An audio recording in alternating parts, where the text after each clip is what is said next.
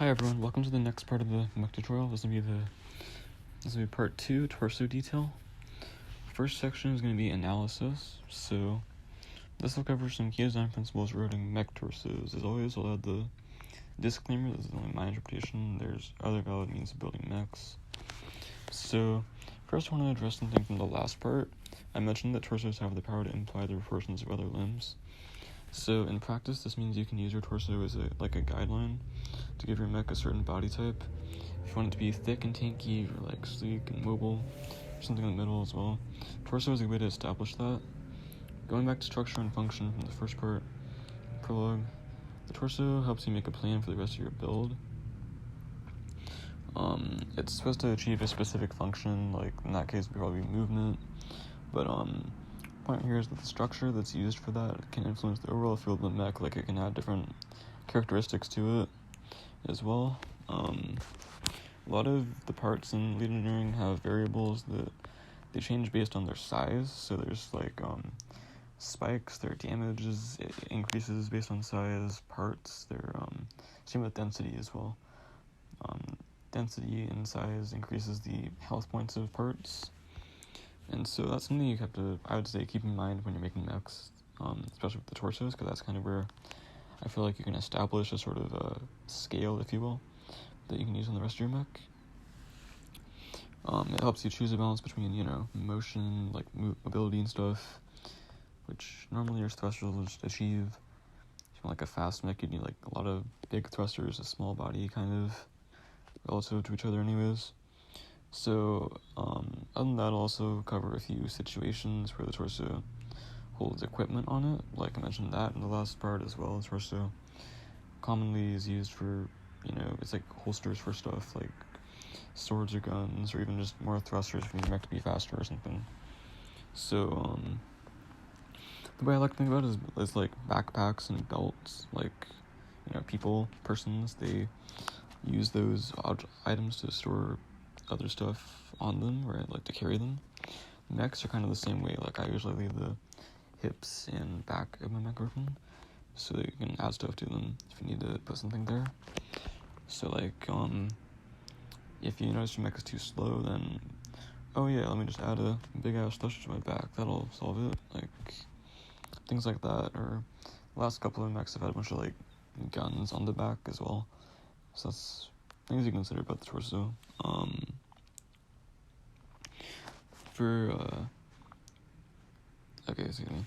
For the next parts of the tutorial, if I do have to split the videos again, then I'll probably follow this format. So the first section is probably just going to keep being analysis like it is now. Next part I'm planning on, at least for this video anyways, is some commentary about like the specific mech that I'm going to build. This was kind of in theory stuff. Next I intend to just cover specifically the torso that I'm going to make like in this video. And then after that it's just going to be raw footage.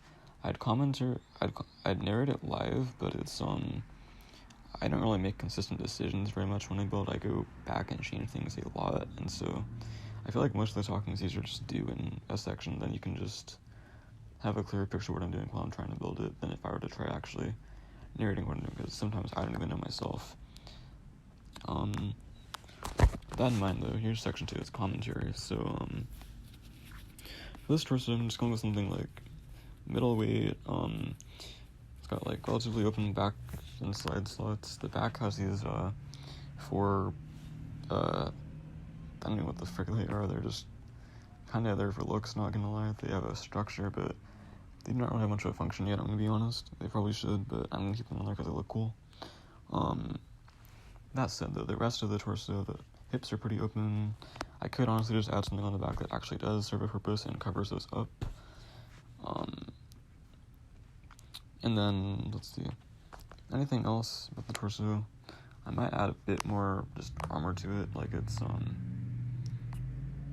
I usually add that when I have a bit more of the mech finished, so I can get a better balance of how I need to change its, balance between mobility and weight and stuff. But, at the moment though, torso will probably need some more armor. I've done some testing with that so far, and it just gets kind of, usually it gets pretty roughed up, which, that makes sense. I haven't added pretty much any armor to it except for what it has right now, and that's usually on my mechs anyway, is not enough to actually survive anything. In later parts, I'll try to make it a bit more stronger in fights. At the moment, it's just a torso and a head in my defense, but still, it's a pretty weak torso and a head. I'll also try to add some more thrusters. That's something I'm considering adding to the back. And even then, I might have to add more just in the regular torso as well. It kind of depends. Once I have more of the mech made, maybe I'll do like an interlude section. I've been thinking of that for a second, where I just go back and update things. I might make that its own video. But that's the plan for now. One more thing I'd like to mention is layering. So layering is a way to describe the actual building process you'd use in game. At least on my mechs, they're mostly built out of different layers, distinguishable from each other by one of the selection types. That's like the top right menu where it says selection. So I usually dedicate a layer to each color of my mech. Most layers. So most of the time when you'll build a mech, you'll probably be using a lot of colors at once, but there's still ways to organize them into like a color palette where you can select an individual color at a time. It helps with things like copying mechs over to other garages or using the weld tool, things where you need to select like precise groups. Layering can help you accomplish that. And another thing, I usually make like frames their own layer. In this case, they're like a sketch, a rough draft, a first layer, if you will. So they usually all have the same color, and this way, I can copy that over to other mechs and stuff. I'd recommend that if you're gonna go with layering. And then let me see. I've pretty much ran out of script here. So that's about all I really have to say about layering. But yeah, it's useful for making precise selections.